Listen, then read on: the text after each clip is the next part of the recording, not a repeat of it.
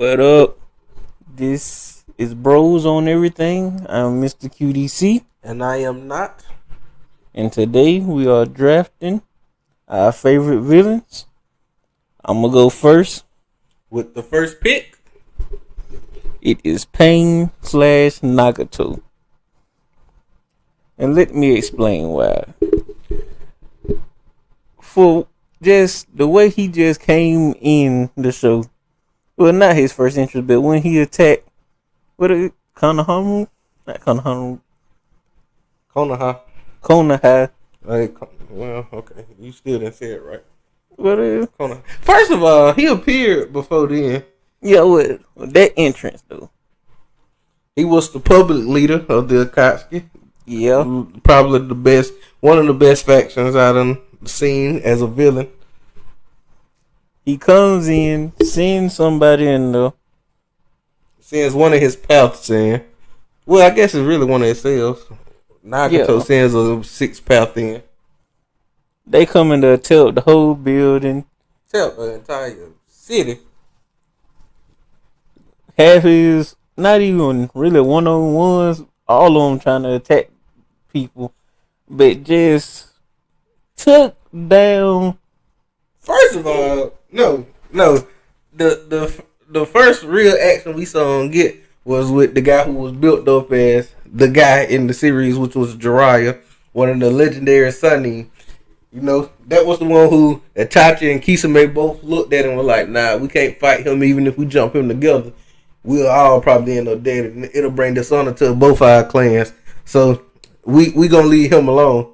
And 6 Path went in, killed Jiraiya. Like, Jiraiya didn't even really put up a fight. I think he might have killed one of the 6 Paths. Fight 6 on 1 is hard though, so you can't hold that against 6 on what, 2? 6 on 2 for who? Jiraiya had them toes on his shoulders and 6 on 3 then. brought toes in. Well, that them was summonings. The other one of the Paths had a bunch of summonings as well, so that was, you can't just say 6 then if we gonna count summonings in. Well, 9 on 4. Okay. Went in and destroyed Jiraiya.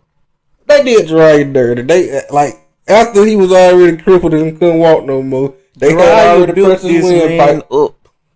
Well, he didn't build him up, but as a kid, helped him with everything. Taught him everything, you know. You know, true villain role. Kill your teacher. Yeah, that was the first. I feel like that was the first kill we saw him get on the show. Well, I know it wasn't his first kill on the show because of flashbacks, but I don't know if they showed us the flashbacks before they showed him kill Jiraiya. But they probably did show the flashbacks more than likely. But that was the first in real time person we saw them Put kill. 6 on him in his back. Had Jiraiya send a message because he knew he wasn't finna get out. He couldn't talk anymore either. They crushed his windpipe before.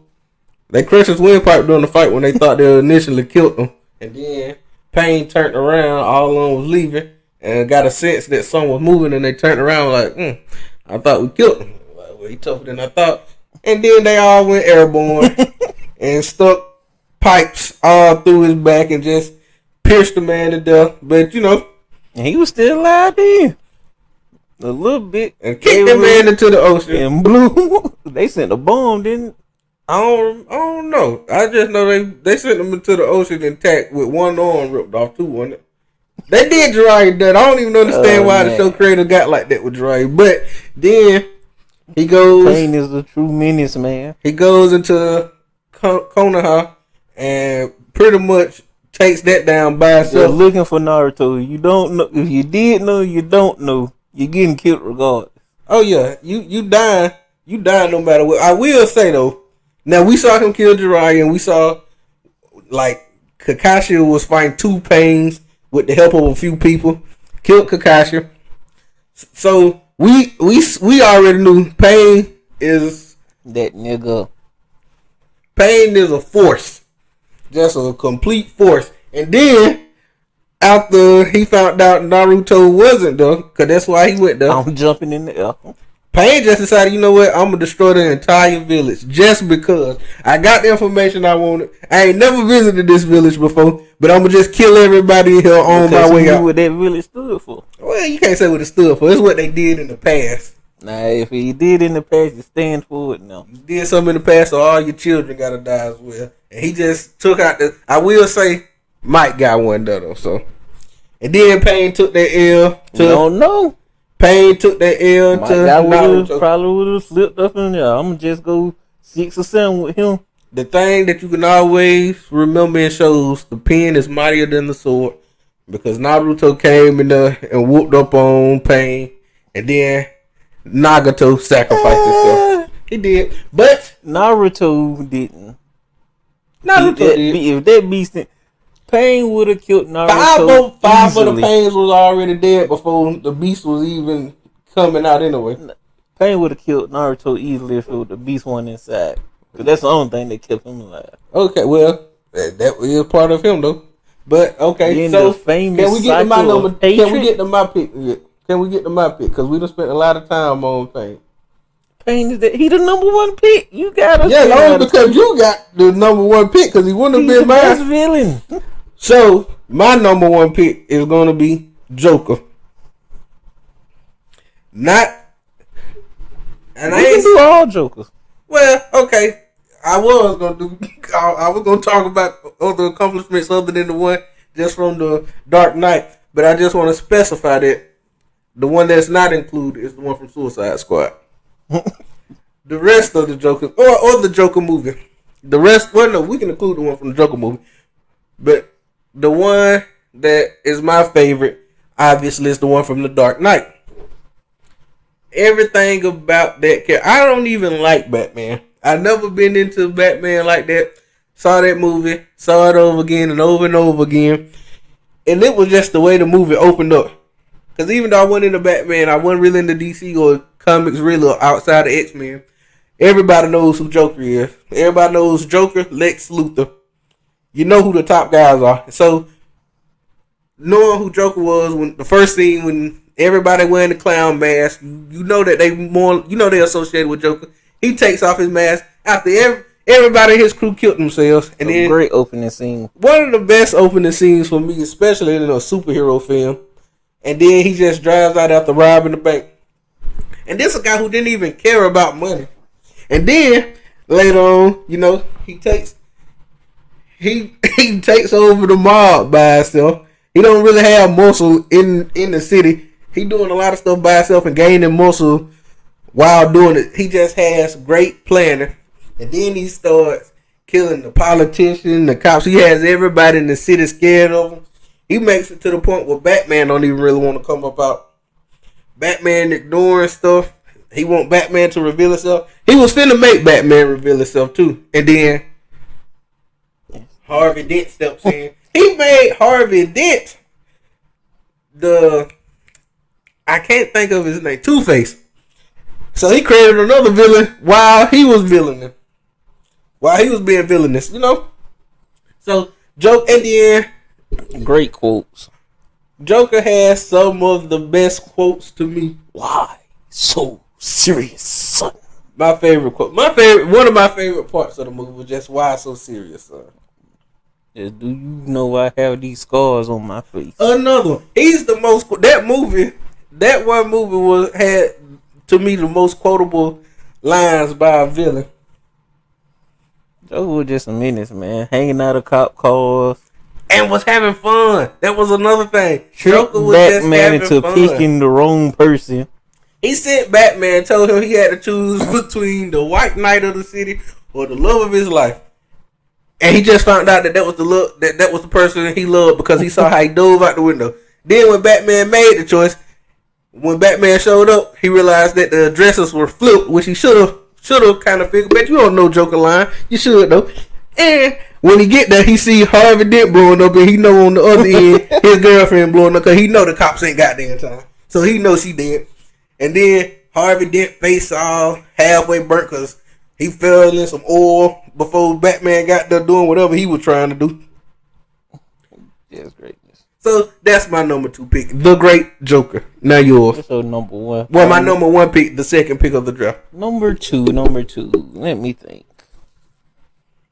I don't want to just go Naruto just through and through the whole time. Pick who you want now, because if I go into Naruto and pick one of you folks, don't get mad. So pick your Naruto folks that you want. before they get snatched up. I gotta go.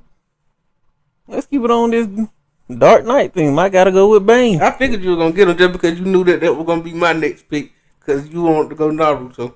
I did not think that was your next pick. Yeah, Bane, the voice.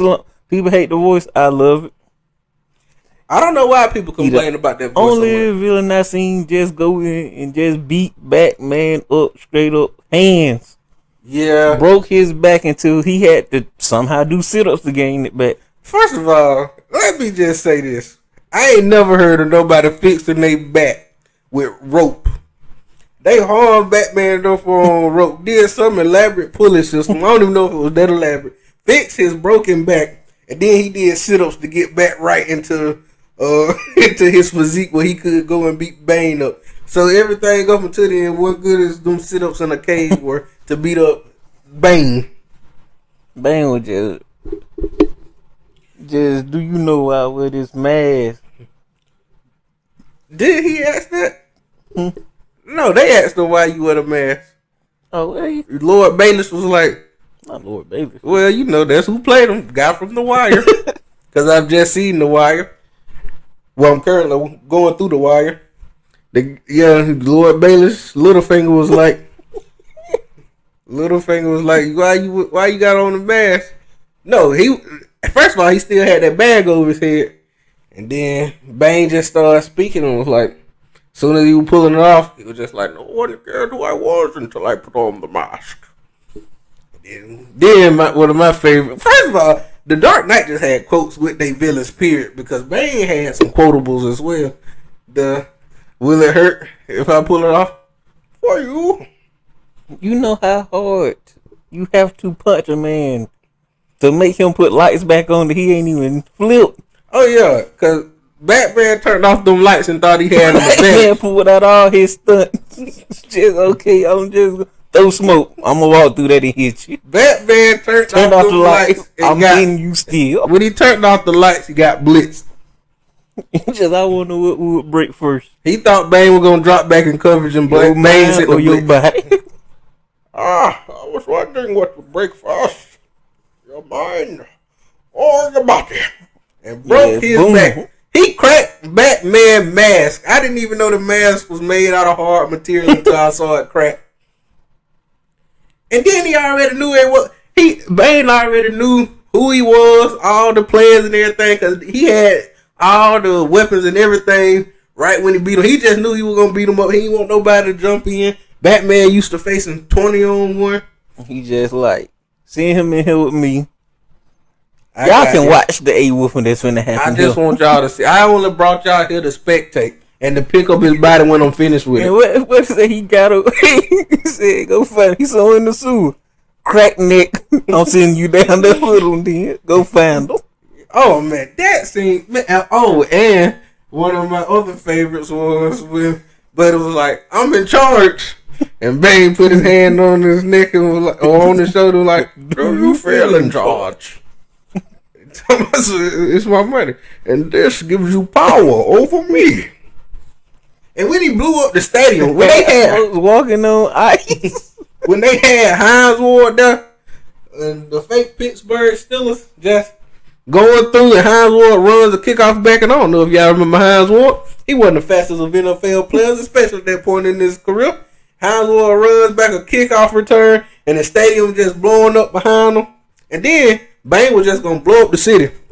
That was the part of his plan I couldn't get down with, because it didn't feel like a good plan. He was staying in the city and was just gonna blow up with the city. Joker was at least blowing up stuff where he wasn't in. But just greatness, man. But okay, since they're going number 2 pick, and see, this is the point where I should start dipping into Naruto, just because you done tried to jump out of Naruto, so you can hurry up and pick up one of mine. Bane was one of my top ones. Yeah, okay. I already knew who your top people was. Like, I knew Pain was going first, but since you done picked up Bane and he was gonna be my second, I don't want to pick up my other one because I know who you better not choose. So I'm gonna go ahead and pull Thanos off the board. Another great pick. Now another quotable guy. Thanos when Thanos, when he first arrived in Infinity War, because we didn't see any action from him before then. When Thanos first arrived in Infinity War, with his back turned toward the screen, you see all the bodies laid out behind him, and you see Thor. The last time we saw Thor, he just achieved his most powerful form. Still didn't beat his sister, but he sent somebody to beat his sister. They leaving triumphantly, and at the end of the movie, we see this big ship coming right in the view of him. And then the opening of Infinity War, Thanos standing with his back turned. All right, we don't know what Thanos can do yet. We just know that they done conquered Thor ship. And so then we see him walk up and Hulk blindsides him. Boom. He sneaks Thanos. Just runs in football tackle Thanos. And it was going to be someone better finna him just like, no, let him have fun. And that's like, this is Hulk. He finna have fun with the Incredible Hulk. That's when I feel like the audience was like, fun? You don't have fun with the Hulk. He not knowing. He not knowing. But little did we know that this was nothing to Thanos. First of all, we done seen Hulk fight. We ain't never seen nobody drop combos on Hulk though. He was fighting with just slick movement. Like he knew karate. He knew something. He had purpose with his moves. He wasn't just throwing haymakers and wilding. He wasn't windmilling out there. He came body shot, throat shots. When I saw him punch Hulk in the throat, that's when. And then when he slammed, the Hulk just gave up on the movie. Hulk was like, I don't want to fight no more. I don't want to fight. He turned into Martin. When Martin had to fight Tommy Hitman Hearn, it was just, I don't want to fight no more. I want to fight no more. Yeah, straight gave him hands. But then we saw him go one versus however many on the little Titan planet or moon. We saw him fight all them, fight Doctor Strange, Spider-Man, what was left of the Guardians of the Galaxy, and Iron Man. And they got a drop of blood out of him. All that for a drop of blood is what he said. And then he took their stone up and went straight to Wakanda, which man was throwing planets at people. He threw a moon at Tony Stark. And then when he gets to Earth, he shows up to Wakanda and he just throws the Avengers to the side. When he got 5 stones, it was that they was finna do anyway. He just started throwing Avengers left and right. Nobody mattered to him. Captain America, like it was a big deal. Captain America was able to stop one hand using all his strength in his entire body. And then Thanos just knocked him out the way as well. Then Scarlet Witch. And then he just pulls the stone out of Vision's head. And then we see that axe come down. And it could have almost killed him, but it did because he didn't go for the head. And Thanos just takes, Aim for the head. Snaps his finger, deletes half the universe. In an instant. Wins that movie. How often do we get to see the villain win? That almost never happened. It never happened in Marvel. So it was the first time that, and I remember when he sat down, when we saw everybody disappear, I remember how quiet the theater was. That was the first time I'd have been in the theater because I ain't had to sit through many bad movies. That was the first time I went to a theater and just heard complete silence at the end of the movie. And when the screen went black, I remember thinking, well, I know that ain't the end of the movie. You don't end no movie like that. Because when he showed up and snapped his finger, they started disappearing. I was thinking, oh, well, we must got like 30 more minutes left in the movie. The movie was rolling by to me. Then, ended through his loved one off an edge. Through his daughter, his adopted daughter off the edge. The only person who he has ever loved. Probably the only thing he has ever loved. Because he had a mission. And he was a guy who was focused on his mission. And then he went on to Infinity War. Yeah, no, it wasn't Infinity War. It was Endgame. Went on the Endgame, and we all know what happened there. He was hold.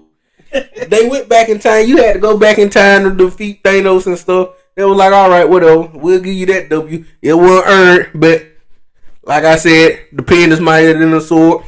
Had to write some loop around to get Thanos. Still went 3-on-1 with Captain America, Iron Man, and Thor at the same time.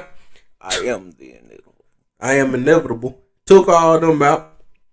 So, that's why I think again, okay, yeah, he lost in the end because they snapped him out. We still never saw him really get killed other than Thor chopping off his head when he was at his weakest. He couldn't even use a hand, and they came in and jumped him. He was out there gardening, Yeah. and wasn't even doing that. Cooking up breakfast, watching the sunrise, cooking up breakfast. Who ever been in their house and just got jumped during breakfast? That don't happen. So of course he was gonna take that in. You come in there while you trying to eat, them folks just start jumping on you. Just came in, just jumped on Thanos. Just the end. Everybody had to get their one with Thanos at the end. Everybody, What, Captain Marvel. Captain Marvel, Who was strong? Scarlet, who could have killed them. Yeah, she could have. She came the closest. He had plans for everybody. Yes. And the only thing he didn't have a plan for, which I didn't even know Tony could do, was just wipe all up with one grab. Yeah, I don't even. They was capping on that. How you get all them stones out that quick and put them on? Whatever. That shouldn't have happened the way it did. But Tony got him, and Tony killed him. Can't be. Well, you can. It was cap, but it happened. And the Avengers won. So Thanos did lose in the end, but you can't say he didn't put up a great fight because it took 2 movies to take him out. Who is your number 3 pick? Number 3. For me. Let me think. I'm looking at my list. I'm gonna go with another quoted person. Let's go, Madara. Uchiha. See, and that's who I knew you were going with.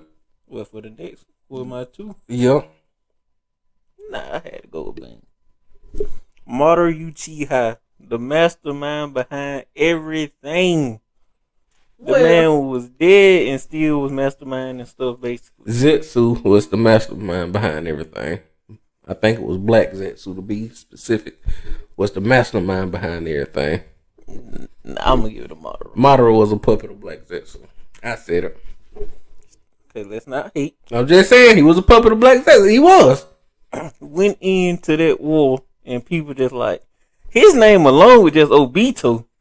His name was just like, we can't be messing with him. Yeah, Obito used Madara name to scare everybody, so everybody was like, yeah, we gotta come together as a whole. Nobody wanted to deal.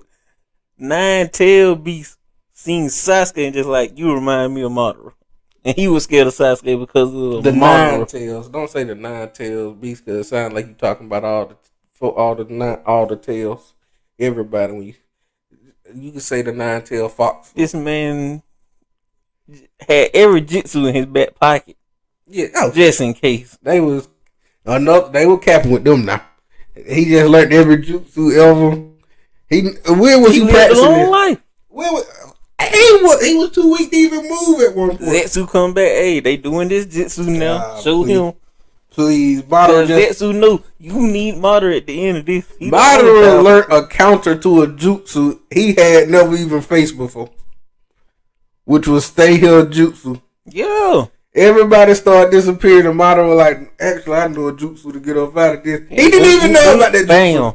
Now I'm here. Y'all finna get all of this smoke. They took on 5 Kages. First of all, he took them on because he couldn't get killed, though. That ain't got nothing to do with that. I'm talking about the villain. Because Tsunade could have punched him. He was immortal at that point. He could get hit. Nah, please. Tsunade would have killed the man with one punch. He knew he could get hit. Why would they be dodging stuff and you know you can get hit? And then he had infinite amount of chakra, so he could just... Exactly. Because of the jutsu. Tearing them up. Please. And then... They just got the capper with Madara. Yeah, Madara. All right, since y'all doing this, we going 6 on Madara. 5 on 1 for each and one of y'all and see what happens. Madara laid and out. Well, no, they did start beating some of them clones though. But then this was the thing that got me with Madara, because I agree, Madara was great, and he was a tough villain. OP is just one of the most OPs. Madara is not necessity. Power is only the true necessity. Was he the one that was like, weakness disgusts me? Probably. And because I know he didn't like the fact that Tsunade was a weak Senju. But Madara with no eyes. We know that power lies within the eyes on that show. And you need the Sharingan. What's the top tier Sharingan name? Sharingan. Yeah, when they when I, Mangekyo. yeah, the Mangekyo to do your perfect Susanoo. He with no eyes did a perfect Susanoo. He didn't have an eyeball in his head and did a perfect Susanoo around him and just started running through. I was like, come on, man. Like the rules y'all setting on the show don't even matter at this point. Then everybody was using his Rinnegan until and when he got that Rinnegan, we saw Pain almost over with. We saw Pain doing a lot more than we saw him doing with that Rinnegan though. But yeah, when he plugged them in, we saw how they supposed to be used. Then turned into the 10 tails. Yep. Oh, well, he became the Jinchuriki of the 10 tails. The best they could do was get a punch in the kick. They had to do a lot for that. Well, with Mike guy? Yeah. Man, please. Mike guy, if he remember Minato had to. But if he take some on, if he wasn't like internal, because Mike guy was tearing through his body as well with air, like he wasn't even landing the punches. It was just the wind from the punches was doing damage to him. If he wasn't internal, he would have died against Mike guy. They had to make did a lot. They had to make that ability OP enough to the point where he could regenerate that wheel just like instantly, because he would have died. Even his flashbacks. He controlling stuff. I will. Except for Hashirama. The one thing I will say, he used to get clapped by Hashirama all the time. I'm not down to your villain, so don't do this. I'm not down to yours. He did used to. They just did all too much with Madara. All villains lose. Well, Thanos lost. I said Thanos lost. I'm just saying. Madara is just one of them. Man, Madara, they was capping so much with Madara. I'm not saying what they is or not, but with all of the cap and everything together with it, Madara was that dude. Madara was fine. And yes. It was like the Katsuki, I guess the Katsuki entrance. Yeah, his entrance. Okay. The entrance was one of the best entrances I've never seen. Hair flowing, just like, yeah, I'm here. No, like him, the fight scene, his first fight scene. Jumped down and took on like 1,000 folks. Nobody touching them. Like, what her name? Tamari? I can't think of it. Yeah. What her name, old lady? She got the win, hit him back with that. I think maybe Naruto might have caught him off guard a time or two, but outside of that, yeah, he was doing his thing. I ain't gonna say he won. He was a 5 villain. He should have been the end of it. Like, he should have been the last villain. I don't know why they brought Kage in there, but that whatever. It should have ended with Madara. They should have just defeated Madara at the end and called it quits. Bet. Let's get into your number 3. This is my number 3 pick. Yeah. All right. So my number 3 pick, I would have to say, I don't know because I know people who you ain't gonna pick, so I don't really want to pick them this high. But I gotta fill out my folks, so I'm gonna go with in my top villains. He is definitely one of them, and it's Frieza from Dragon Ball Z. That's a good one. Frieza could have got picked. Frieza, that ain't the one who I was thinking of that I knew you weren't gonna pick. It's you will see later. Hello, monkeys. The monkeys. Him calling them monkeys was just one of my favorite parts. And they weren't monkeys. They had monkey tails, and that was basically the only thing that he had a tail. And just like but they had monkey tails. Yeah. What did they have monkeys at though? What other planet had the monkeys that Frieza had been around that he just kept calling them monkeys? Because he hadn't even been to Earth that we know of. But whatever. Planet Vegeta. They had monkeys though. They turned to apes and stuff. Yeah. I don't know. They turned to like But it's whatever. But Frieza, this is why Frieza was so great to me. One, he's super powerful and was like the ruler of the universe in his eyes, or at least what he's telling him, even though he knew Beerus existed somewhere. But he was the emperor of the universe. This is why Frieza, villains to me is when I feel like somebody's a great villain, it's how nervous you feel when they get around the protagonist or somebody you like. And this was around the time Vegeta was making his turn into a hero on the show. He ain't fully made it yet though. But Vegeta, everybody going to Namek to get the Dragon Balls. And Frieza going there as well. He want eternal life. He sends his folks. I guess they didn't really have a name other than the Ginyu Force. It was just the Frieza Force. He sends his Frieza Force. He lets them go out. He sits up in this place. He was like, I just want y'all to bring me the Dragon Balls. They get enough on. They bring Vegeta in. Vegeta is severely injured by one of his people. They bring Vegeta in. This is when I was like, man, Frieza. First of all, anytime I saw Frieza just flying by like Gohan or somebody, or when Gohan would be in his presence, like they went to go sneak the fat pink one. And it's just a sense of like you just get nervous. You got that aura. You just get nervous when you see Frieza around because you know Frieza could have killed anybody on that planet with a finger and not really put in any effort into it. Literally killed somebody with a finger. Just sent Krillin up and like, okay, you blow up now. He just exploded Krillin. Didn't even send a blast. Just you too weak. I'm gonna blow you up now. Krillin was no longer a threat to him at all, and he killed Vegeta during that saga as well, which some people might forget. He killed Vegeta. Vegeta was just wished back. But when Vegeta went to his spaceship, this was when I was like, because you like Vegeta at this point. Well, you might like Vegeta at this point because he is at least trying to work with. He hadn't started helping Gohan at this point yet, have it? Because they hadn't got the Ginyu Force yet. Nah. Yeah, so I guess he hadn't really. So I guess last time he saw Gohan was when he gut checked him. But you're starting to like Vegeta. And so Vegeta's on the ship. He blows up the ship. You see Frieza and I can't think of the guy's name, but it was like his number one. They running around the ship to go get him the big hole. And so Frieza tells him to go get him. And I'm just nervous. I'm like, boy, if he see Vegeta, it's over for Vegeta. Vegeta ain't got enough in his arsenal to deal with Frieza. At level 1 Frieza.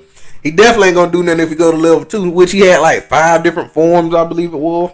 And then unlock the golden form later in Super. And then help save the universe later in Super. Even in that tournament, he was acting a little evil. And then on Broly, in Dragon Ball Super Broly, I don't think people realize how strong Frieza has gotten.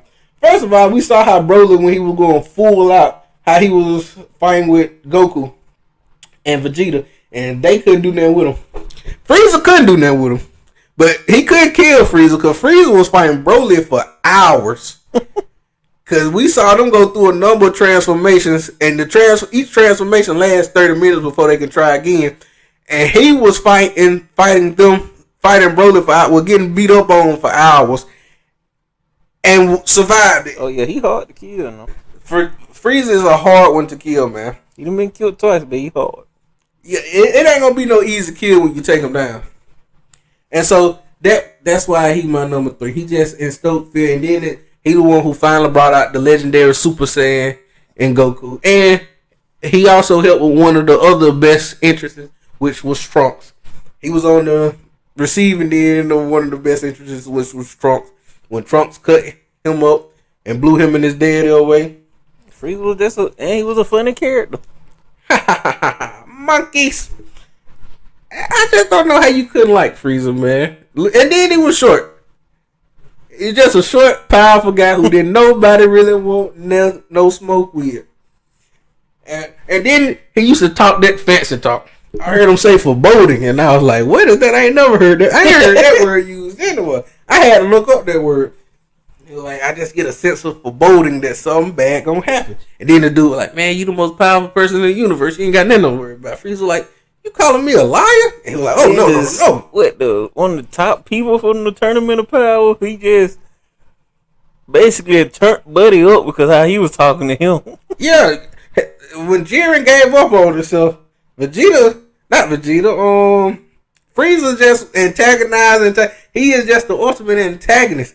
He gonna antagonize. He did Toppo like that too, didn't he? Yeah, he did Toppo like that. He did Jiren like that though. Jiren had gave up and was like, if I just go ahead and get it over with. I know he did Jiren. I remember the other one though. He did. He made Buddy turn evil. Just like, you know what? Make me the god of destruction right now, cause Buddy is talking S. Frieza wolf him an A. I'm finna turn evil now. Frieza did it because Jiren turned evil, but Jiren turned up because it was after Goku had spasmed out from having his last little Ultra Instinct moment. And so Frieza, he was on his knees in front of Frieza and was just like, just go ahead and knock me out. And Frieza was like, yeah, you bowed me or something like that. And he was like, you did all this and you coming off this week, you just gonna give up? But it turned up on him. So that's why he one of my top villains of all time. One of my favorite villains. He just somebody who I like to see. I go back and watch the Namek saga just for Frieza alone. It was a great saga in a way, but Frieza did his thing. Okay. Your number 4. Let me see. Man, I shouldn't be what I shouldn't. I got so much from Naruto, folks. I just do not want to choose them. You better choose them. You better choose them. Because I know you want to touch it. Go ahead and select them. Is that? Yeah, I'm gonna select Itachi because I kind of know you ain't gonna pick Sasuke. So Itachi. I want to pick it Itachi because I don't really feel like he was a villain. He was a villain. You come in there and lay down, buddy, off rip. Ooh. Kakashi. But he didn't kill him. And he had the option to. He had. Well, I don't know if he had the option to. Mike Guy wasn't finna let it happen. And we done seen. Who knows? We saw how when Mike Guy want to turn up, Mike Guy can turn up. So I guess he wasn't really going to kill Kakashi. But just his eyes alone, just one glance.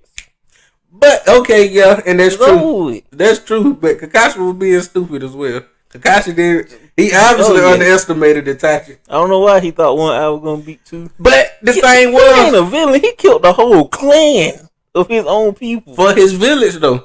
Man, he was ordered to by the village. He was ordered to by the protagonist village. That man was evil. I wouldn't say it was. He didn't want to do it, and he hated doing it. No, the dude, the protagonist. No, Danzo is not a protagonist. I'm just saying the protagonist village, the protagonist hometown is Konoha. But nah, Danzo definitely ain't no protagonist. Tachi, he's a villain. You can't kill a whole clan and just be a part of a hero. But heroes kill. Sometimes heroes kill. They was gonna kill a bunch of innocent people. But I will say he didn't have to kill the kids. He didn't have to kill the kids. All of them were innocent, but he didn't have to kill the kids because they might grow up to resent you, but he just left his brother, which did resent. Yeah, his brother. But he also another villain stuff. He did a lot of stuff. First of all, he did not have to go in there. I don't know why they did. Go in what? Konoha? What it called? He went there. They said he went there to check on Sasuke when he went back to fight Kakashi. Oh yeah. His thing was he was going back to get Naruto because now that the Hokage gonna go out of order. Now that the Hokage gone, I guess they weak and you can go get Naruto. Now that was the plan in the first one. Then they saw Jiraiya and were like, "Oh no, this the Hokage might be dead, but Jiraiya, one of the legendary Sunny, we ain't finna run up on him." But it fast. On who? Kakashi? Sasuke. Kakashi too. Well, Sasuke was like 12 or 13. But he tried him. He did. I've never seen nobody just catch a Chidori. Before that, Noah Alpha. I don't think he caught now. He grabbed his wrist. He just let the Chidori go past him and grabbed his wrist and broke it. Yeah.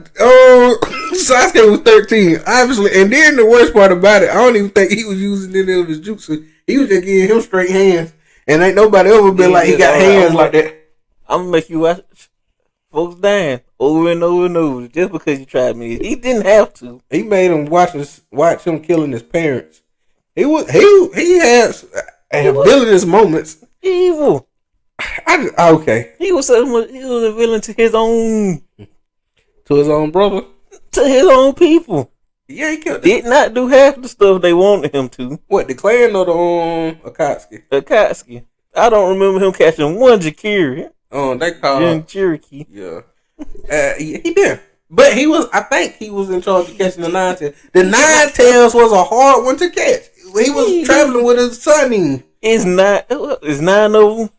9, but all of them had their own ones. It wasn't 18 people in the casket. He could have grabbed. I said all had one they were supposed to get. And Obito, when Obito wanted to get him, Obito wasn't running up grabbing him either. And Pain took the L trying to get him. And Pain was supposed to be the most powerful. He had some training then. Who? Naruto? Then we're gonna try to kill Obito. Who, Itachi? Mm-hmm. Yeah. When he tried to burn him after he died. That was a cautionary plan though. Obito only would die if the Mangekyo If he was was activated stupid. around. If the Mangekyo was activated around Sasuke, then Sasuke would unleash the what it was called, the fire. I can't think of the name of the fire, but that was the only time would have been activated. But yeah, he tried to kill him. That Obito was a villain though. That's why he was gonna kill him. That man was a villain to everybody. You said he was a villain to everybody. If he was a villain to the Akatsuki, that was a good thing. Villain to the superhero. I mean, the heroes. He didn't really make a move against the heroes of the show though. I feel like he was supposed to be a villain, and Once you then the kill writer changed his mind in everybody, Shippuden. You a villain.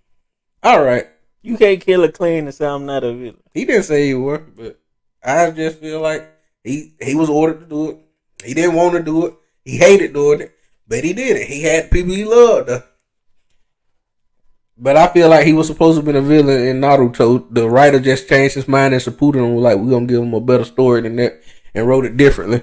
And that's why they was like, he was really going there to go check on Sasuke the first time he went there.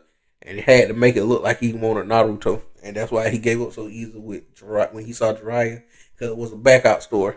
But I'm like, nah, Jiraiya was that dude, man. So this is my pick now, right? Yup. All right. So my pick. Who do I want for my fourth pick? It's somebody else who I know you ain't gonna get, but this one you could possibly. So I'm gonna go ahead and say this one, and it's Kid Buu. Kid Buu did not stay in the series long. Didn't speak, but he was just chaotic, and that's what I liked about it. Because when he first showed up, Kid Buu showed up and started dropping. I'm not even gonna say bodies. He dropped planets instantly. When he first pulled up on the scene, he blew up Earth. Then just started blowing up planet after planet after planet after planet, looking for Goku because he couldn't find him and he hadn't learned the instant transmission and was just blowing up everything. And I don't know why, but that was just one of my favorite parts to see because I was like, this dude here is not to be messed with. He came in with a killer mission and that's what he was going to do. And then nobody knew.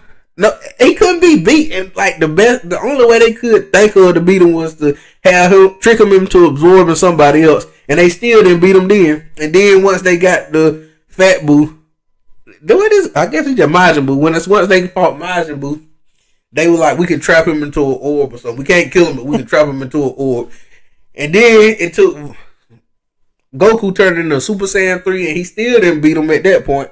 And Vegeta sacrificed himself. Basically, I ain't talking about against Majin Buu. I'm talking about against Kid Buu, because Vegeta went out there in his Super Saiyan 2 form and was just getting. I thought you were talking about just the whole Buu. No, I was talking about Kid Buu specifically. Because, like I said, he wasn't in the long. Because Majin Buu had a good little run. Well, Buu had a good little run with Majin Buu, then Super Buu, and then Kid Buu. And Super Buu was fire. Because Super Buu came in. I can't just include Buu. Super Buu came in and just killed everybody on the planet. Just stood in one spot and just started killing everybody on the planet. Then flew up. And this was when I was like, okay, no, Super Buu going too far. He went up on Dende little hideout. Turned Chi-Chi into an egg, I believe it was Chi-Chi, and just stepped on her just because, and turned folks in the can and started eating everybody, just started killing everybody up there, and it was characters who you like, and it was like, man, this dude is killing all the heroes. Goku dead. Only people who they got left is Trunks and Goten, and then they little kids, they didn't really stand a chance. So that's why to me, Kid Buu, well, Buu, period, is just one of my favorite villains. It ain't much to say about him. He was just, and then they had to use a spirit bomb on him. I believe that was probably the only spirit bomb that worked in the show. Because the one on Frieza didn't work. Cell. Get everybody energy. Cell they had to kill with a Kamehameha Blast or Kameo Wave or whatever you say about it. Had to kill him with that. And Buu, they needed the spirit bomb. And it worked. It got him up out of it because when you kill him, you got to kill every little piece of, every part of him got to blow up for him not to be able to regenerate. And that's why he my number 4. He just all around great. Buu. All right. So what I'm with 5. You ain't gonna have much to say about this one. Much bad to say. Like I can't speak down on it. I don't even think you can speak on it because you've never seen the movie. Oh well, nah. If you finna go Nino Brown, New Jack City, Nino Brown. This man, you need to see the movie. A menace. Girlfriend was just talking back because he was cheating. He cheated. She got mad about it. Cancelled this bitch. Pulled liquor on her. Didn't see her no more. So I'm assuming she's dead. She's out of there. or she could have just. She could have just, just went somewhere. Who gonna be in that relationship? Fred became a crackhead. Killed him off immediately. As soon as he knew the dude was a crackhead, killed him off. I just wish you could go back and forth with this. I've never seen this movie, so and since you went there, I go with another pick. Who you ain't seen at my number 5? Then who you ain't seen much of? Was that all you had to say about him? Cause I know you like his little quotes and stuff. But since you don't know, well, let me go down through some quotes. Cause he have a lot of them. Well, not a lot, but it's good. Sit your $5 down before I make change. Yeah, and see, I recognize that line from Martin, but I hadn't seen New Jack City. And I'm my brother keeper. Yes, I am. Rockabye baby. Well, I don't think that was him. He sent a woman to do that to shoot the person. Nino had goons, a crack empire that Buddy started and he killed him at the end anyway because you can't do crack. You can't. You number 2 man can't be a crackhead. Killed him off. Just just great. One of the craziest stuff he did was pick up a wedding. Crowd finna start shooting. He pick up a little child, the flower girl, and use her as a human shield. Nino don't sound like a villain. He sounds like somebody who needs to die immediately. And got away with everything. I believe would have got some months in prison. He didn't die at the end of that movie? He did. All right, then. He didn't But get he away would with have it. got away with everything. But that old man and just somehow have a pistol in the courtroom and shot him. Okay, I don't know what's going on in this movie, then. Well, in the courthouse, not the room. Okay. Well, He snitched on everybody after. That's great. okay. He snitched and it made him great. But, all right. Great villain. All right, so I'll go with Omar for mine, then. And I know you don't. Snitch the snitch. You don't watch The Wire. First of all, Omar, he snitched on one person. And that was it. And it really wasn't even a snitch. He just went in there and straight lied on the dude just to get him thrown in jail. Omar went to war, I want to say by himself, basically, with the Barksdales group. Omar, for y'all who haven't seen The Wire, he robs drug dealers and criminals. And he kind of sort of helps out the people he can. He's not really like Robin Hood because he don't do it for the community. He do it for himself, but he kind of helps out here and there with people who might need a little something just to get his people by. They can keep feeding him information. He's a hard guy to find. The cops can't get to him when they really want to. The Barksdales, who was like the big drug people, the big drug group in seasons 1 through 3, they couldn't get to him when they wanted to.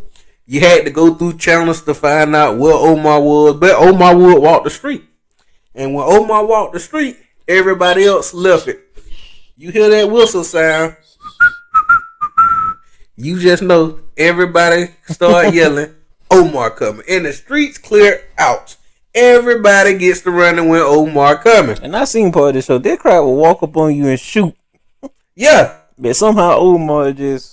In the show, the city of Baltimore is not... Like, they will just come up on you out of the dark and shoot you in the head, shoot you in the body. Like, it don't take much to provoke a shooting in that city from the show, on the show. And they was not getting at Omar like that.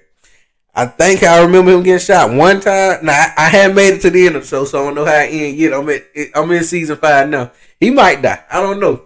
But at this point of the show, he ain't dead in episode 1 of season 5. Omar, he got one of the most famous quotes that I hear used in almost everything that so got much media that I didn't nowadays. even know that he did the quote. Yeah, well, I did know it came from Omar before I seen the show. I just hadn't heard that it was Omar quote. But if you come for the king, you best not miss. And when When they came for him and they missed, he made them pay because he snitched on one of the group, got that dude locked up, went in the courtroom and just lied on the guy, got him thrown in prison, who was one of their most infamous hitmen, and then started killing off the other folks. He killed off Stinger on the show. I think Stringer. He killed off Stringer on the show. And, you know, they always messing with Omar. They be trying to put him against people. This is how good you know Omar is. How good Omar is. Because other people get Omar so that they don't have to deal with folks. So they'll get Omar to go deal with this person and just lie on this person so Omar have to go do it. Go deal with him. And Omar goes and deals with him. If folks want stuff done and they lie. Now Omar, if he find out you lying, just how Stringer had to find out the hard way. He found out you lying, he coming back to you, so you better hope he don't find out. But he will go get the job done, whatever you need though. If he feel like somebody coming at him, he going at them full force. And he usually gonna get them. And so that's why Omar is number 5 for me. You got Nino, I got Omar. Number 6. Number 6. Can you take a guess who I'm choosing? What is it, Naruto again? Mm. I don't know them. A person who I did not like at any point. Triple H. Oh, The ultimate villain. I wouldn't say he no ultimate villain. He what? He never played. I ain't never seen him play a good guy. I don't remember him playing a good guy neither, but I want to say the ultimate villain. Came in blackface. What was that when he dressed up like The Rock? Yeah. I don't know what Had the WWE. whole group in blackface. Yeah, WWE was wild. One point slinging poop on some cheerleaders. Now, that part I hadn't seen. That part I hadn't seen. Him and Shawn Michaels as DX was just menaces. Triple H and what X-Pac, right? Yeah, him. China. Triple H was one of my favorite wrestlers growing up. Him, Stone Cold, and The Rock was like the big 3 of wrestling for me. And then right behind them, you had Kane and Undertaker. It's Triple H. Even I look at stuff. Even behind the scenes of Triple H stuff. Oh, He married the daughter to make sure he just one of the top folks. He probably was in love. Who knows? Most likely. yeah, I did notice he one of the ones who stuck around there and got a big part of the show. Like, he got a big part in the show. Like a manager or whatever he is now. Anytime the person doing good, you meet him and you losing. Anytime any up and coming wrestler just doing good, you gonna meet him, take that pedigree and you lose.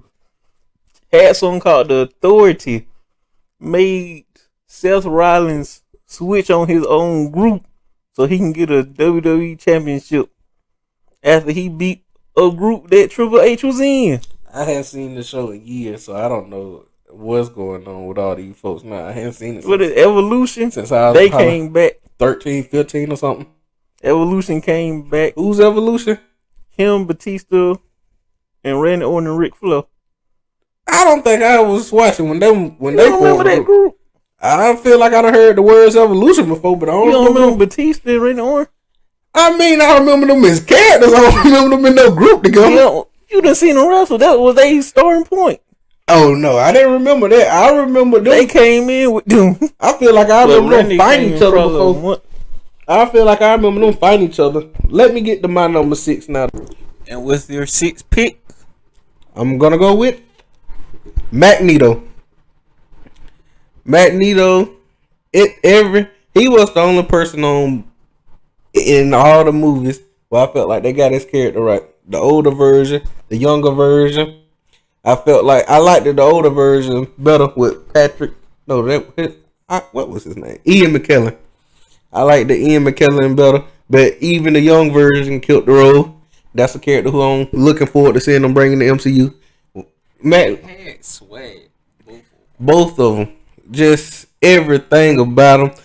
When my favorite moment from Magneto, which I feel like was a little weird, but when he moved all the cars out the way on the bridge, lifted the bridge up itself, and then guided it over there for it to be a bridge for the 2 walking spots for them to walk on for them to go on to the island, and he was just one of the strongest mutants, the leader in the comics, the leader of the Brotherhood. On like his accolades will go on and on. He had Juggernaut working for him at one point, even though, well, even in the movies he did have Juggernaut working for him. Now that I think about it, Nobody couldn't. It was hard to mess with Magneto. even So number one, Goon and Wolverine, he can't get near him because he's controlling him. even Professor X couldn't do anything with him because he had his helmet on, which prevented Professor X from getting in his mind. He always was ahead of them. Only time he could, like, they'll catch him, put him in a little plastic. And one of the 5 scenes also was his older scene. When he was older was just when he took the blood, when he took that metal out of Buddy's body, he had Mystique go and inject him with metal, and then Buddy came in and Magneto just smelt him like, your blood got a little more iron in it than usual, and pulled that iron out on and used that as balls to start shooting through everything, breaking the glass and everything, and then got a little metal plate stood on it, flew across, killed the folks enough, got out of prison. Then when he ripped that baseball stadium out of the ground, surrounded them and dropped it around the warehouse, and was like, y'all, the day was supposed to be a demonstration of y'all power, but instead, I'm going to give y'all a little glimpse of what we can do. And then when he said it, I was just like, yeah, this is why they got to kill y'all, man. This is where a man can do this much damage by himself. This is exactly why you need to start a Sentinel program. You can't have people like this just walking the earth who can do stuff like this all willy-nilly whenever they want to. Yes, Magneto should be dying. One just was a great leader. Yes, he was a great leader. Well, all his folks did die in the from X-Men First Class to X-Men Days of Future Past. I believe the only person who was left alive was Mystique, and I don't even know if she was talking to him anymore. He's a great leader, but he ain't have folks to combat with the others. He's persuasive, I will say. Yeah, like with Charles, like he had better folks. Charles And also they trained. Charles lost everybody with him too, though. Like when we got back with him between that time period, Charles only had Beast working with him, and I could tell he was working Beast last nerve. And then in the earlier movies, when he had, what's the guy who they made Wolverine brother Sabretooth? Yeah. The directors just decided to make them brothers. When he had Sabretooth working with him, and he was persuasive because at X2 he didn't have Pyro working with him, and then by the time X-Men Last Stand come, Pyro his number one guy, and Pyro started out with Xavier on X2. So Even got Jean. yeah, at the end of Last Stand he got Jean working with him. Then he did see that, oh man, Jean is a problem. I can't even do anything with her. It's like, no, it was the old one. Dark Phoenix probably need to When die. Phoenix came. Yeah, so my sixth pick is Magneto. Probably the best X-Men out there. I think he probably one of the Well, best. he's not an X-Men, mutant. He started it. Well, yeah, he was one of the folks who started the school. He was built out there that. recruiting.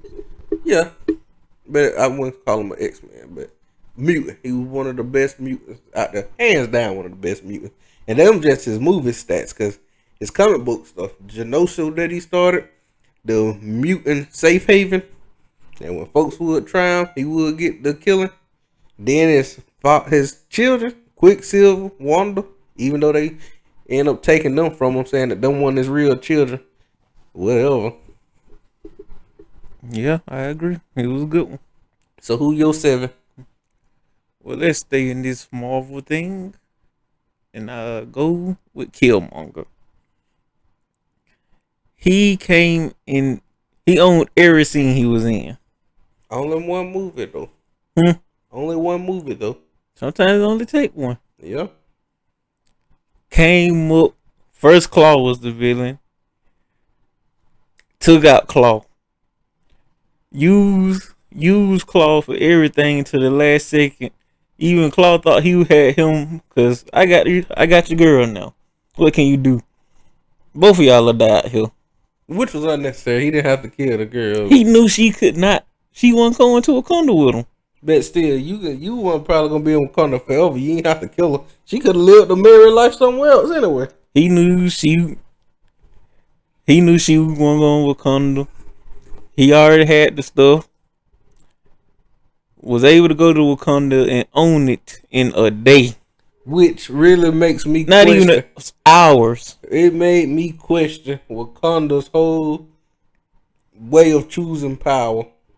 Cause you shouldn't have some stranger who don't nobody that know or ever heard of be able to be your ruler and king within hours after winning one fight. They knew. One fight on the line. We didn't know this man anything. We don't know who he pledged his loyalty to. He brought us one body, and he gets to fight T'Challa. He brought them the body. And then T'Challa had the chance to kill the man during the fight, and was just gonna yell yield. That man wasn't there to yield. He was there to win or die. This man was a menace and a villain. What is yielding? That ain't what it M'Baku. Nah, we finna fight to the death here. M'Baku also had an army and people he had to look out for though.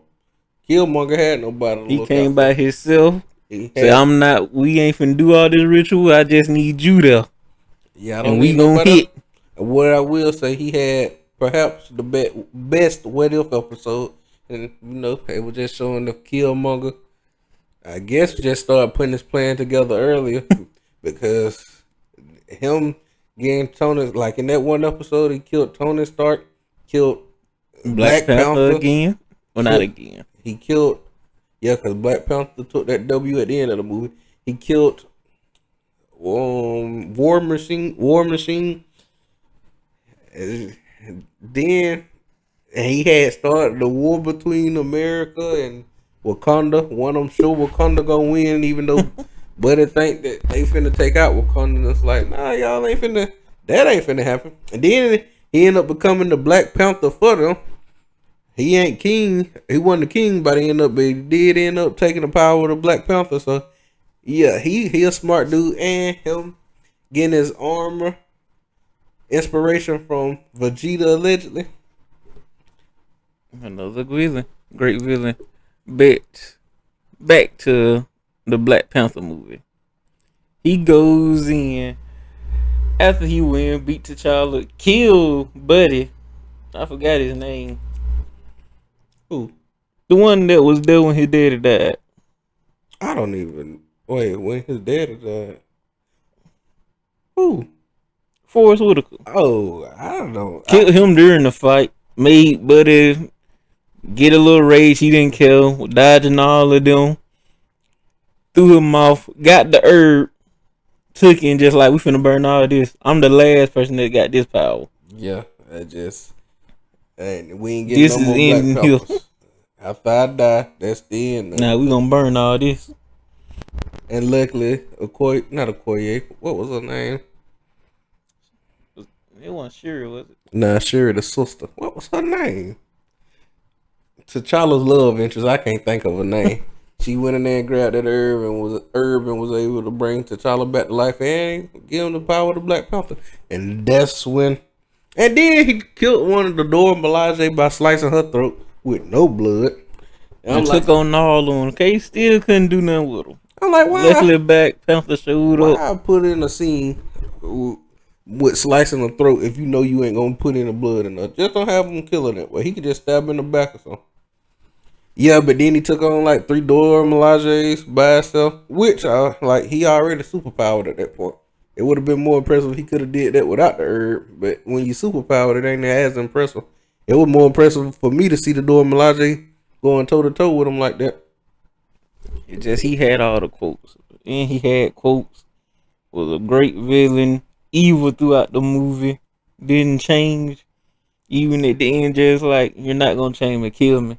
I don't know. I feel like he did start to see things T'Challa way, but he was also at the point was like, I can kind of see where you coming from, but I'd rather die than to fight the war the way you fighting the war, because it is a war, cousin. and the hey auntie. He had quotes, man. He was a great villain. And that's my number 7. So Your number 7 is I'ma go, and this is our first pick from their universe with the Game of Thrones. And I got 2 people in mind from the show. I'ma go with Cersei. When you play the Game of Thrones, you win or you die. There is no middle ground. Cersei Lannister was, I guess you can call her the big bad. Even though, spoiler alert, Dany kind of ends up as the big bad in the end. But Cersei, that's another debate. she did end up as the big bad. Let's just go on Cersei because I agree with Danny. What you mean? She took the stuff that she needed to. Cersei was too much of a menace. She was. I ain't saying Cersei It didn't had die. to get burnt down. No, it didn't. Cersei was dying anyway before she started burning the rest of that stuff. Cersei was dead while she was still burning the rest of that stuff. But anyway, we're going to stay with Cersei for now.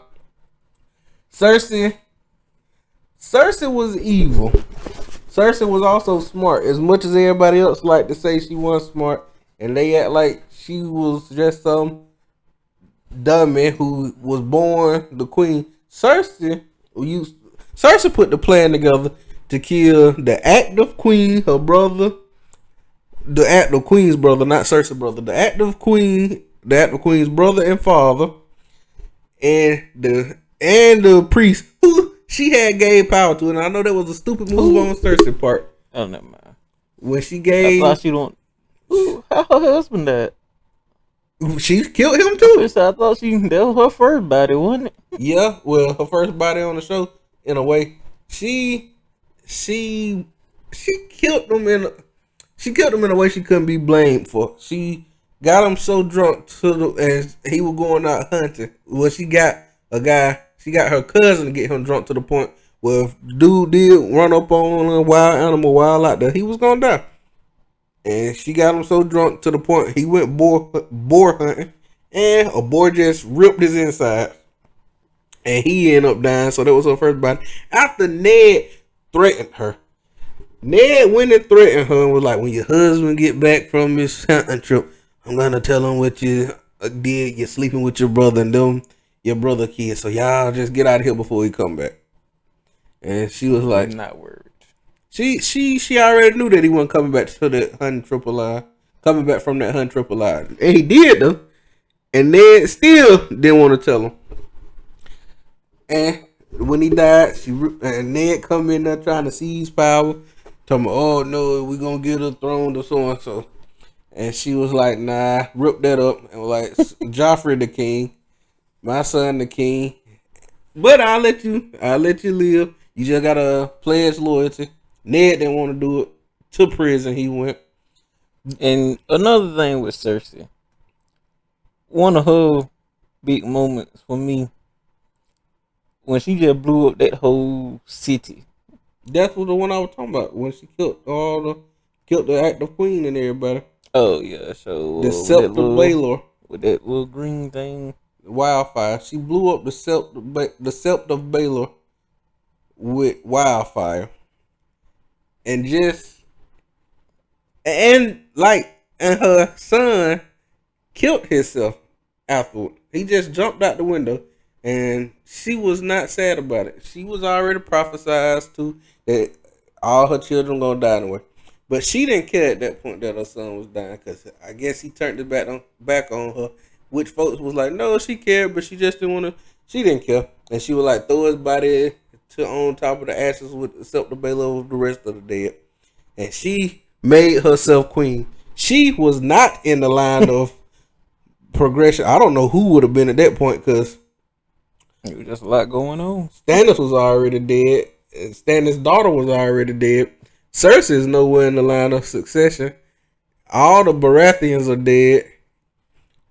I guess the only person alive would be Queen Daenerys, but they're not finna give her the throne back. She was coming to take it though. And a moment that I remember had the internet on fire after it happened was, and this season was the only season that I watched all the episodes live because I ain't catch up until the 8th season. But when she cut off, I'll just wait to mention that one. what is her name? Look it up right quick. You keep talking. When she cut off her head, the Queen Daenerys slave, well, she wasn't a slave at that point, but when she cut off her head, was the moment that just had the internet on fire. And then that's when everybody was like, Danny should just burn down the whole city. Danny should burn the city down, man. You don't do nothing like that. And called Danny up so she could do it in front of Danny. And was like, you either kneel or I'm going to kill her.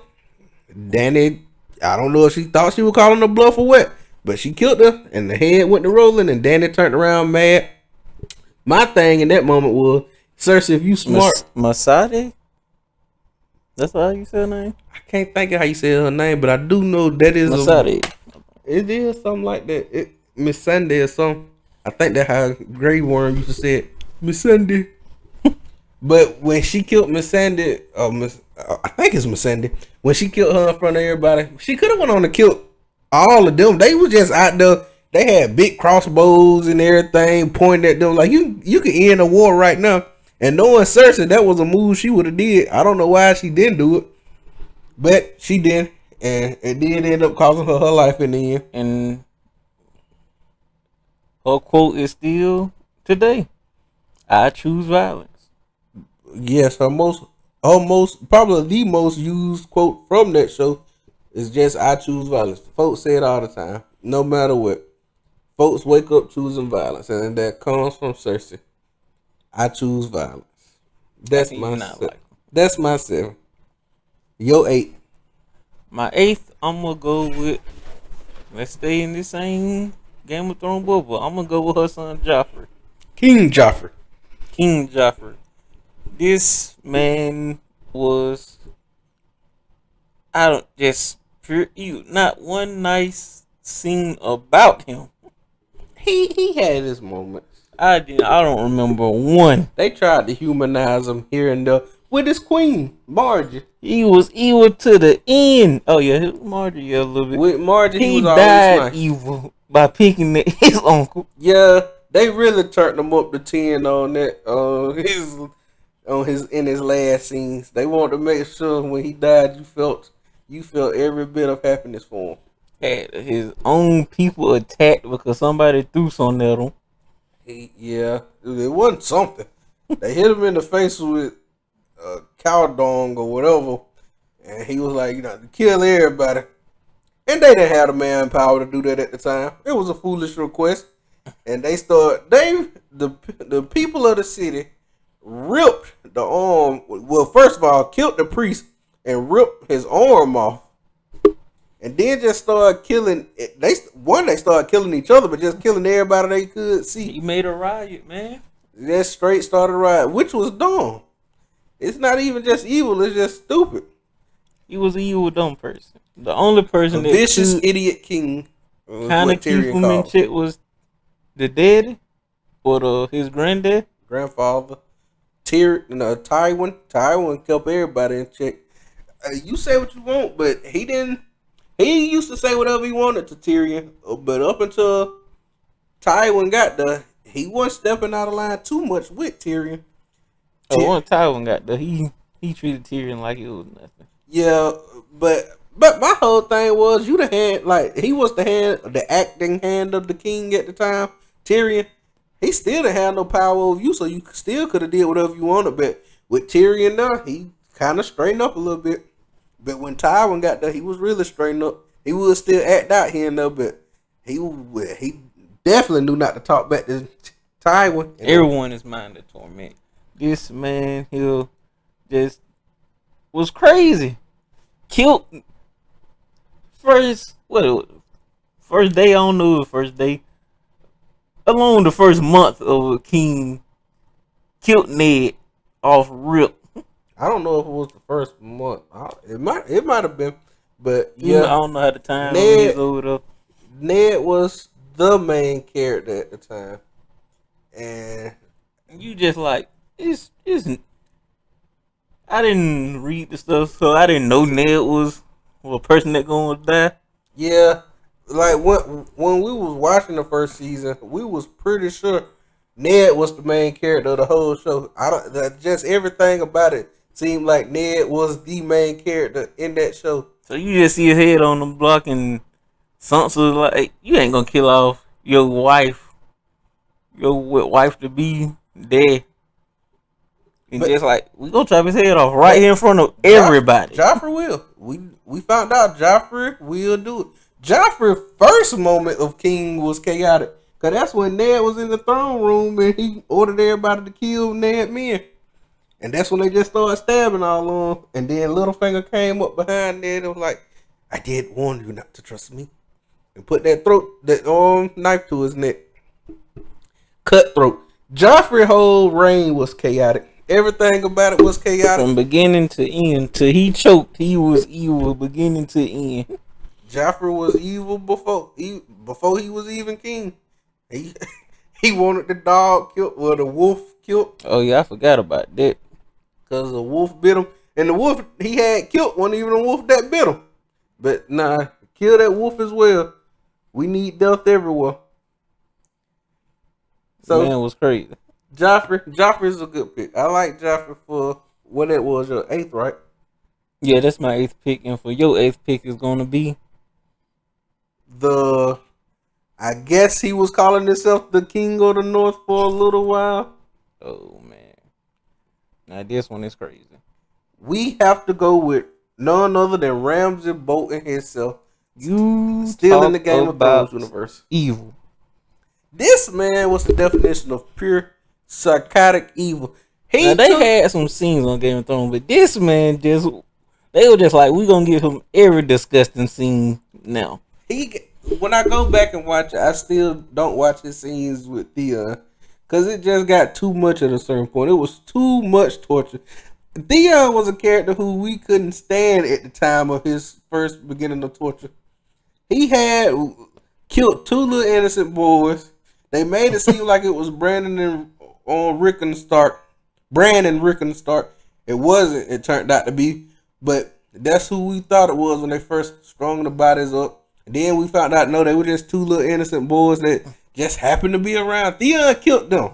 That's how evil Ramsay was. That we started that you just like feeling bad for a person Theon. that you hate, and you just like, yo, this is come on, just kill him. What are we doing here? It was just like, okay, we don't like him, but this is beginning to be a little excessive. And then he cut off Theon's privates, right? He just tortured this man psychologically all the time. He let him escape. He helped him escape at first. It's like, oh, don't worry, your father sent me. I'm from the islands. Your father sent me, and I'm here to help you escape. Broke him out, killed his own men, and then circled back around and led him right into the trap and was like, y'all, he escaped. I brought him back. And Theon was like, what? And they strung him back up, and Theon was like, why? And he still didn't let him know then what was going on because he was playing mind games with him the entire time. And then he brought 2 women in naked for Theon, got him aroused, chopped off his privates. Ooh, this man here was Sent it to his father and was like, I'm going to send more pieces in a box if you don't surrender them islands.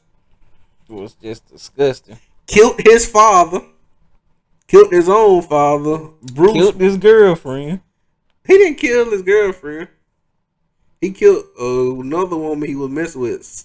Theon, the one who threw the girl overboard over the railing. I thought he did that. No, that was Theon who did that because she was finna shoot Sansa, and Theon grabbed her and threw over the edge. Yeah. But the other, he had killed that other girl though. When they were having the one who he was trying to trick Theon into think he was finna have a threesome with, the girl. His girlfriend got jealous of her. And he was like, you ain't gotta be jealous. And then they went to hunt her, sent her out running, and the dogs went on the hunt with her.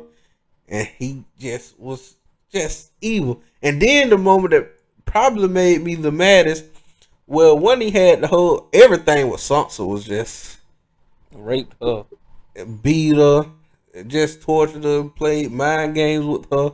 And then the moment where he had Rickon out there, and it's the Battle of the Bastards episode.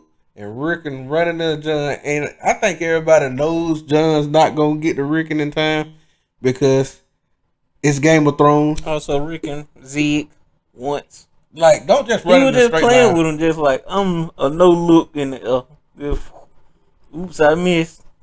Yeah, and Let then me give them hope. Rick. First of all, he made an The man impossible was shot the man was great with that arrow. because I don't like nobody's that great with arrow. From the distance he was shooting and it hit him right in the heart with it. It was like that's some Hawkeye level of accuracy, but it's whatever. But you know Rickon finna die, but then you think, well, maybe he ain't gonna die because he's right there at John's hand. After running for what feels like 30 minutes, he's finally at John's hand and John finna scoop him up. And right before John can, an arrow just goes through his back into his heart. And Rickon is dying on the ground. And then he tells everybody, while John is in distance, let all your arrows go. And about 5 or 6 more arrows just hit Rickon while he on the ground. Which just confirms Rickon is dead now. All the arrows miss John, luckily for John. And then he sends his men out the battle.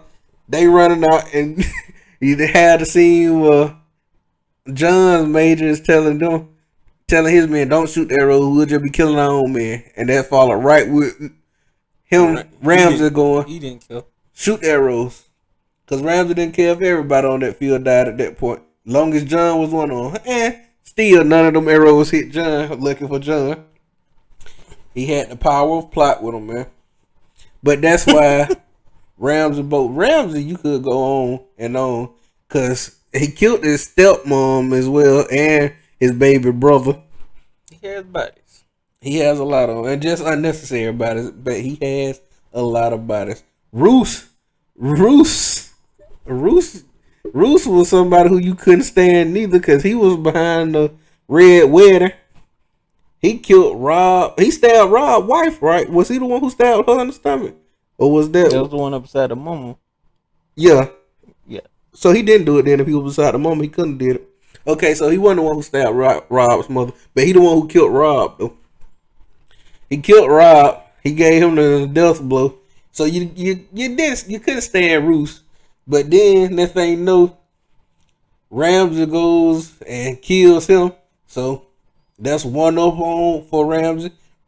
Ramsey, one of his, probably my favorite quote from him is, if you think this has a happy ending, you haven't been paying attention. Theon knew. And that's why Ramsey is my number 8. And I wouldn't say he's a favorite villain, but my number 8 top villain. Because I couldn't stand him. I can't stand his scenes. I can't stand to look at his scenes. I skipped past him. That's just how bad of a villain he was. And with that, my number 9 pick. It's 9 for me, right? Yeah, nah.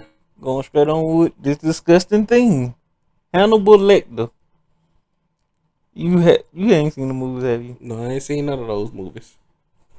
This dude here, Anthony Hopkins, R.I.P. He ain't dead. He ain't dead. No, Anthony Hopkins ain't dead. You sure? I think he dead. He was in Westworld. Well, dog, that's on me. Won an Oscar with just his portrayal and was only in the movie for 16 minutes. And 8 of them was his opening scene was 6 of them, I know. Yeah, he's definitely not dead. He's 83 right now. Born December 31st, but he's not dead. Oh, dog, I thought he died. Well, anyway, not R.I.P. to him. Well, still just a crazy character. The woman came in, he just knew almost everything about her. Just because the way she walked in, her accent and how she smelled. Yep. He started talking about the past he think he had and was getting it right. She was spooked from the get-go. In the second movie, well, he killed dog, I forgot what that dude's name was. Killed one of the dude that was just going around wearing people skin. I thought he was the one who did that. So what? Before that, I thought there was too, but when I watched the movie, that was just somebody that was just out there. So it was a different Psycho? Yeah, that I think them two was not. I don't know, they were working together or friends at one point, but I think he turned his back on Hannibal. Went and had him killed somehow. Had him caught or killed, and he got out. They came in. He started talking, bit Buddy neck. But I know he bit him at one point. Killed all of them. And was pretending to be dead on somebody else's face. How did he get the sewing skills for that? I do not know. So he did wear people's skin as well, though. He wore one guard skin. Now let me ask you this: when he was wearing the skin, did it not look like he was wearing somebody else's skin, or did it look like he was the guard? It didn't look like that at all. You can tell somebody. Okay, that's what I was thinking. It wouldn't have been you wouldn't been able to do that in time. Not the time he had. So it was just a quick job. They just, I guess they assumed he escaped or something. But he was right there. You had to. You see a psychopath wearing somebody else's skin. They didn't know where he was at though. Then in Hannibal, the second one of the scenes cut Buddy's head, cut a piece of his brain out and fed it to him in front of the woman, this detective, which for some odd reason could not arrest him in front of him because she knew she wasn't gonna win that battle. The man was crazy. You can't kill crazy, not with no gun. Well, you could. She wasn't gonna kill him then. If he could take out 2 guards, he can take out her. Yeah. And just the acting, he ate people. You're just a disgusting person. So let's go on to your 8. I mean your My 9. 9. Who was my 9? This is your draft. I forgot already. I gave you my whole list. I know who my 10 was gonna be. So I guess I can go ahead and go with. I guess I can go ahead and go with who the person, the one. I can't call him a person. They've been up here before. Let me see. But that was yours. Ramsey, Cersei, Magneto. Well, mine. I guess I had them ran out, so I can go ahead and go with the one who I was going. I didn't. Okay, well, yes, it's Lex Luthor there. That's the one who I was gonna leave off, but I guess I'll go ahead and go with him because my other person, the other creature who I said was never put on the list, so I'm gonna go with Lex Luthor. Now I'm not a big DC fan. I didn't really watch Superman, but when I was looking at the little Batman versus Superman thing and all the newer stuff, I was thinking I can see where Lex Luthor is coming from. I'm not saying he's right, but if you got somebody as powerful as Superman who landed on our Earth today, I think it would be smart to find a way to kill him. Like, he can say he working for good and he can do good things, but I do think it would be nice to have a backup plan in case we need to take somebody out who could, in their universe, push the moon into the sun. Yeah, you need to have a backup plan for somebody like that. He don't need to just walk the earth freely, doing whatever he want to. Facts.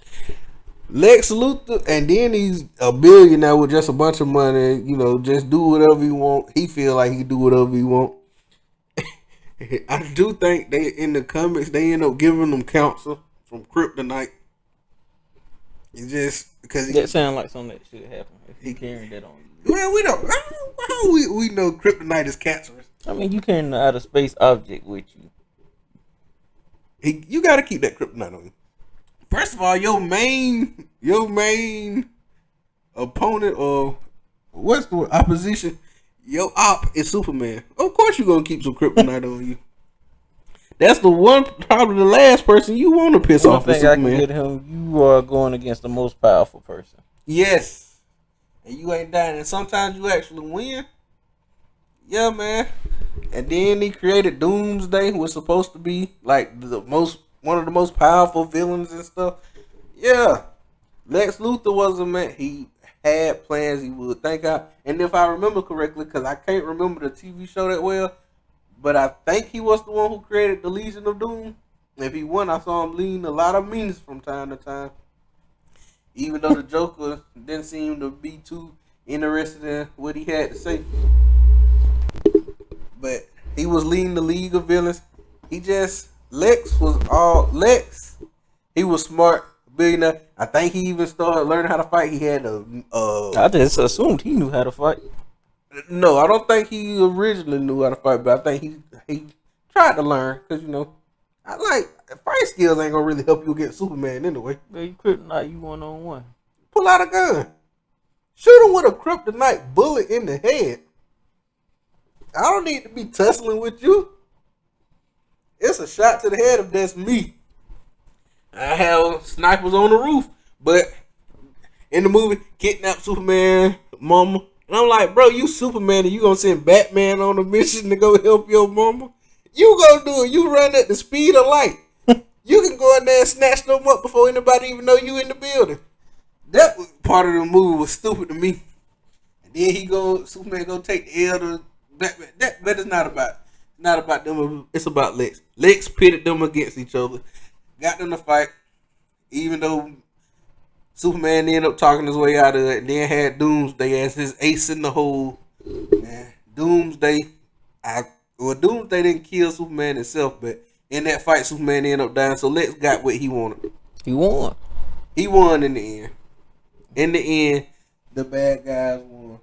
Him and Thanos, both was bad guys. They end up winning in the end. Lex did go to prison for it, but he did end up winning. I mean, he got what he wanted. Thanos end up dying, but then as the comic books movie do, you kill off some of your main protagonists. You gotta come up with some BS where they gotta come back to life. So Superman comes back to life in a later movie, but yes, at the end of that movie, Lex Luthor was victorious. He killed Superman, and as they like to call him, a god. And now, and he called himself the devil.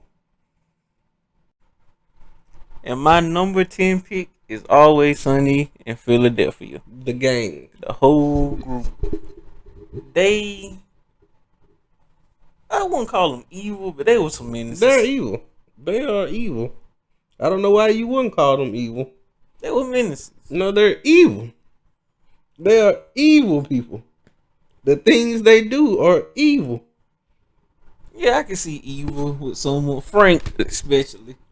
Frank wasn't even the one who came to mind. Dennis, one, is just pure evil. It's not said, but he definitely got a couple of rapings under his belt. Oh, of course. And you said it's not said. It's the implications. They imply a lot with him. And D is what she did to that army. No, he wasn't no army vet, was it? She did date one, but that wasn't an army person. I don't know what he was beforehand. We know he was a stripper, and she got him to strip for his daughter without him knowing. Just because, and he did tell her she was his rock bottom, but she just retaliated. She went way over the line. Even they in the show, they were like, "Whoa, D, you went too far with that one now." They just always go over the line. That's the group. Cricket was a priest. Yes. I forgot why they brought him in. A man of the cloth. I don't remember the initial reason for bringing him in. He ended up becoming a crackhead,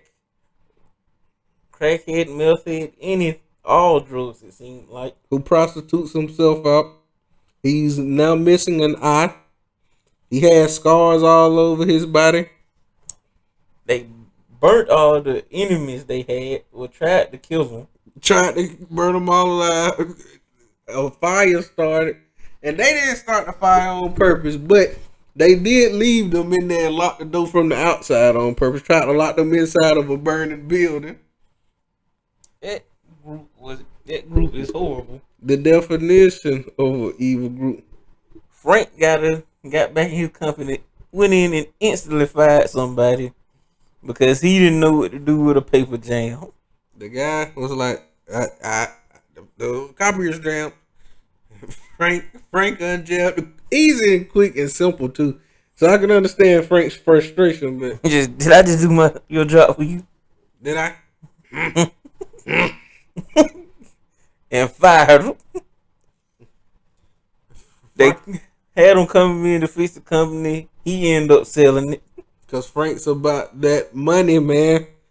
And then when D was when D was just at her lowest point and was depressed and felt she couldn't get any lower, the gang decided we need outside of Dennis decided we need to uplift D, and they went through this whole ruse to get her spirits back right, just to crush her again and let her know it was all fake. And yes, we the one who did it. And they told her she was going too far because she started talking about killing herself. And that's just not funny. It's not something you should do. You shouldn't joke about that type of stuff. And this made Dennis start spiraling. And then Dennis, they were like, oh, he's going to go kill himself. Yeah, he's going to kill himself. It's a horrible group of people. Dennis, or was it Mac? Which one killed the dog and then fed it to the other one? Mac killed the dog and fed it to Dennis, right? I thought so. Yeah, of course, Dennis loves Dennis. What? You're eating Dennis. What you talking about? You're eating the dog, Dennis. Just psychotic stuff, man. And then Charlie, I wouldn't say is evil, but Charlie, they had the moment where they were in the bar. They was going up for something. They wanted to be nominated for an award. They were never nominated. But they were going to kiss up. They brought Charlie out of the basement, filthy. Charlie starts singing about some crazy stuff. Then just proceeds to begin to spit on everybody in there. And then they all joined in like, spit, spit, spit. And they all just started spitting on the people until they left. Charlie threw up blood all over some woman. Well, fake blood all over some woman. It's just one of the wildest groups, man. And Frank was finna try to marry a crack prostitute who ended up dying on the floor. And while that was going on, I believe Dennis got real addicted. No, D did a little crack. What was it? D that was finna make the Eagles? He ended up tearing up both her legs. She broke her foot. One foot kicking the ball. After taking a hit from back, a blindside hit from back. For no reason. And wasn't even part of the drill. And then they brought Alvin from the Kaiser show on there just to embarrass him. One of the funniest moments on the show when he comes on pretending to be Donovan McNabb. And they were like, wait a minute. You aren't Donovan McNabb. That's the guy from the Kaiser show. He was on the Kaiser show. He was married to Sandra. He was, but I thought they called out a different name. Maybe they did say Sandra. He was married to Sandra. That show just was Then crazy. Then D tried to steal some shoes from a store. And just ran out the door and immediately ran head first into a car. And then gonna look up to the woman and was like, yeah, I'll pay for these. The car declined. And then Dennis, Fatty Magoo on the show, they decided they were gonna sell some clothes or some dresses to her. Mac and Frank immediately start a sweatshop. Frank goes and creates a sweatshop and just treats these people horribly. Charlie gets into the sweatshop, and now he's a victim of this as well. D is jealous, so she tries to shut it down, calls the police on the woman and was like, she running an illegal sweatshop, which was really just her telling on her father. And then Dennis comes in and drag. No. This Frank went to sell knives. Cut up this woman's shoe. Came with a loud vacuum with no muffler. They had to wear earmuffs because the vacuum was so loud. And when that failed, then he couldn't see that wasn't coming. First of all, he tried to cut her shoe. Then Poe had Dita pour wine all over and then get the vacuum to try to clean it. It wasn't doing anything. So now they came to this Poe confused woman house and cut up her shoe and poured wine all on the carpet. And then he goes in the bathroom and try to hang himself. And he was too big and just tore a cylinder. Which was how that episode started out, with them watching him trying to hang himself in the bar. And they're like, yeah, he's been up there for a while. I don't think it's gonna work. His neck is too thick. His neck is too thick. And he was like, someone come yank me. Put time check to my leg. I was thinking like Mac and Charlie really wasn't the evil like that. Didn't really do too much evil out that group. But one, they just fake their own death. Continue to put Mac Daddy through issues when he told them not to. While he was in prison. You don't remember, did Charlie bite a Santa until he started bleeding, like bit his neck or ear or something? I believe so. Yeah, like just these people are psychotic and never goes to jail for anything. Ruined these plans. Which one? Cause they done messed up a car. When the baby. Oh yeah, thing, you just go flip it out in front of everybody. And then, yeah, they just went and pulled a dead dog, wasn't it? Yeah. Just threw a dead dog out in front of everybody, which freaked everybody out. And then Charlie, I think it was Charlie, I forgot. They're menaces. When Charlie, and this ain't really evil, this was just Charlie being dumb. When Charlie was telling them, I do got another evil moment after this though. But when Charlie went to the woman who told her he was full on rapist, and she was like, I'm sorry, what? Because they told him to say philanthropist. He was like, a full on rapist, children, little Africans, everything. And she was like, do you mean a philanthropist?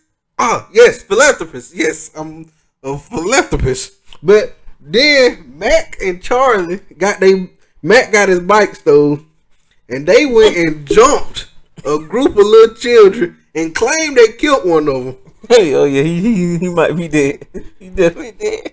And just drove off on that episode and was like, oh well. Frank got into an accident with some Asian woman. I met up with some Asian woman. She did everything right. I was in a row. It totally surprised me. T-Bone did. She must have left the scene though, because his car was the only one there, wasn't it? And then that same episode, D was end up a pedophile. Yeah, she went and slept with some woman, young son. Just chaos. They are just chaotic all the way around, all the time. Menaces to society. That just one of the wildest groups. And it's always fun when you see them together because you always gonna have a good time. Yeah, just so many episodes and moments we could talk about. The show. They was in Jersey, and Dennis and D got caught up in I don't even know what. No, when they started a wrestling group with a wrestling program and brought on, what is his real name? Roddy Piper. We brought on Roddy Piper, and Roddy he played an insane wrestler who had razor wire in this car, and he just pulls it out, hits Charlie in private, and Charlie, this sharp razor wire, and then when the guy he tell him, I love you guys. And they told him, oh man, we love you too. And then like, I don't love him, me neither. I don't love him either. I don't know why I said that. But then he told him, and my boys, when they see him getting arrested, then they were saying how he just had a bucket of chestnuts in his back and toast. And Matt, he just kept calling you the N-word earlier. Yeah, Matt. He's calling me the N-word? Yeah. Just you turn around. Oh, you stupid N-word. Oh, I hate you N-word. What, does he hate me? Or does he hate black people? I don't know. Probably both. He probably hates both of you. The show just great, man. And if you haven't watched it, you need to watch it. It's funny. They first season, Charlie fakes cancer. Then his mama ended up faking cancer at another point of the show. It's just always something crazy going on with them. They got Dennis. They done had D car stolen once. They done destroyed it another time. They shot a rocket launcher at Dennis' car and blew it up. They just horrible people. And I know the show has to end with them going to prison and having some accountability for some of the crimes. Some needs to happen to these people. But that's his number 10. And my number 10, drum roll. That's right. Rick and Morty. Both of them. These people have just completely turned their universe upside down. Well, one, they're not even in the original universe anymore because they destroyed the Earth that they were living on when Rick turned everybody into mutants and was just like, you know what? All right, we messed up, so we're gonna go ahead and leave. Left and they went back once just to see how the family was, just to show them how the family was and see how crazy that reality was that they left. I think they were showing Summer how crazy it was. And she the only person who even know that they're not that the current version, the current real version of themselves. Because they went to a different universe. That Rick and Morty happened to die seconds before they showed up. So they just took their place and lived on what they like nothing happened. And I was just like, oh, that's when I was like, this show is different from any other animated shows, other animation comedies I've seen. And let's get into some of the evil moments. Morty. Well, the destroying the Earth was one of the evil moments. But okay, let's go. Morty, man, completely just snapped in that Purge episode. That was gonna be one of the ones I brought up too. Just went on at one point a killing spree after he didn't want to kill nobody. He hated the idea of a purge. And just went bonkers. Well, he got his first kill. Well, I don't know. I don't think it was his first kill of the show. I'm sure it wasn't. But you know, he had killed Buddy, threw him down them steps after snapping about hearing that book and Buddy complaining. Threw him down the steps and then he just went crazy on the purge thing.